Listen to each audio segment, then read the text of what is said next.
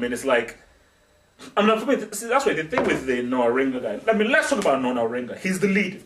Okay. I think that's a very good place to start because I mean, from watching this show, and from the little bits that I've seen of Ong, this is a very jumpy guy. Yeah. He's very much like a kid. He's jumping around. He makes jokes, and he's very lively and bubbly. And literally every time, you know, obviously I went to this cat's crib and I watched the cartoon stuff. Almost every time I flicked to the show, he was always jumping up and like cracking a joke or something. And it was very lively. It was every single time that you see him, pretty much. He doesn't crack a smile in the whole film. No. Ong. That's the one thing. He does crack a smile, but when he smiled, it's almost a bit nervous. You're nervous. I was like, oh, what the hell?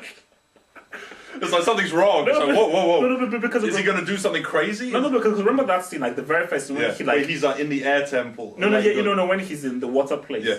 And he like turns around and he smiles. Oh yeah, it's like. No, you're like okay, no, don't smile, please. And that's the thing because like it's there's just an extremely dark and unsettling aura about this film. But dark not meaning good, dark meaning weird. Yeah, like you were saying about Soka. He's actually darker than Batman. He's darker than Batman in Dark Knight. A film with dark in the title. Look, I will fight anybody to the death to tell me that Christian Bale's Batman is more serious than Jackson Rathbone in this film. Okay, so I will fight to the death. This guy is the most serious character I've ever seen. Like, this guy would make an excellent Batman.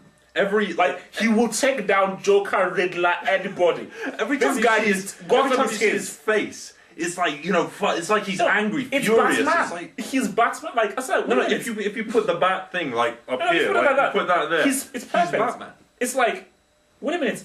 Aren't you supposed to be like a young kid or something? And when like you compare it with the character in the series, this is like the comic relief character. He's like a bit of an oaf, like he's cracking jokes, you know, he's the one who can't do any bending, so he's always like falling on his face and getting splattered. Obviously, tell me if I'm wrong, but like from what I've seen on the show, I believe that obviously one of the show's hallmarks, really one of its central points was the relationship, the chemistry between Aang, Sokka and Katara. Really, it was really like the relationship and their dialogue between each other. I mean, later as we go on, I want to compare where everything in this film falls short compared to the series for those those that are fans of the series. Yeah. But from the first moment when Aang, so Aang is from the cartoon show, Ong is from the film for anyone who hasn't seen the film. When Aang comes out of the iceberg, the first thing you see is that he has a connection with Katara, that he fancies her in a very base way, and that relationship is built up, you know, from the very first episode. You're built up because he's always trying to impress her, and he's trying to show off to her. But once that meet, but where is that? I mean, is that? First, not only do you not feel any chemistry between the brother and the sister, Sokka and Katara, but you don't feel anything between Aang or any of the characters. In fact, no characters have any chemistry whatsoever. Like, one of the most, entertaining character chemistries in the series is the chemistry between Zuko and Uncle Iroh. Because Zuko is very short-tempered, he's very, hot-headed, very driven. All he wants to do is capture the Avatar, and his uncle is basically just, like, very laid-back, just always, making jokes, drinking tea, doesn't really care. He's not that, not that bothered, though he is very wise and gives very good advice. And that, but where was that bond at all? I think a very, very important point I think I need to make from what you just said. You see, Elements was bringing in characteristics. Now, if it is to be believed that Shyamalan did in fact direct this film, you see, Shyamalan could have got to the way with blank characters on Unbreakable. Because with something like Unbreakable, set in the real world, the story can be the strong points. And even when you look at Unbreakable, how strong is Bruce Willis' character really?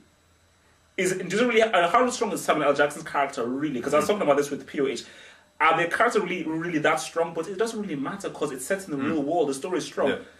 If you look at epics, Star Wars, Indiana Jones, The Lord of the Rings, all these epics, if you look at cartoon shows, it all begins with characters.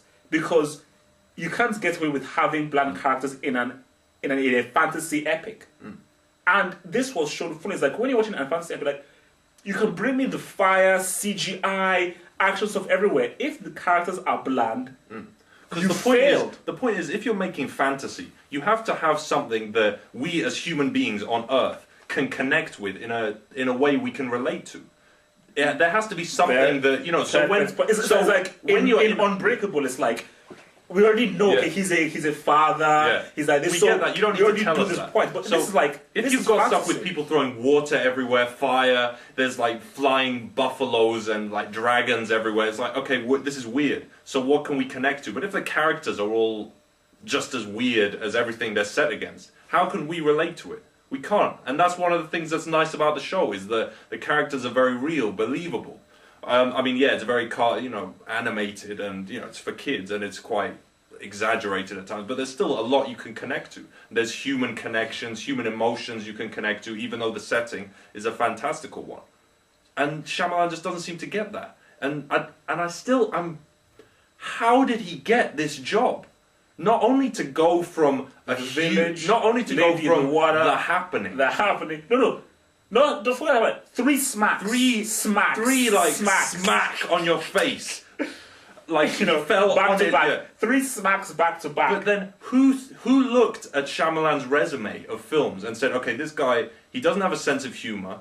He is completely bland. His films are all very po-faced and serious.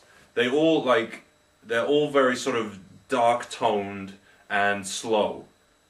So who made the leap to say, okay, yeah, that would be great to direct The Last Airbender, which is a very colourful, vibrant, fast-paced animated show, which is almost like you could hold up as a complete opposite to what Shyamalan does.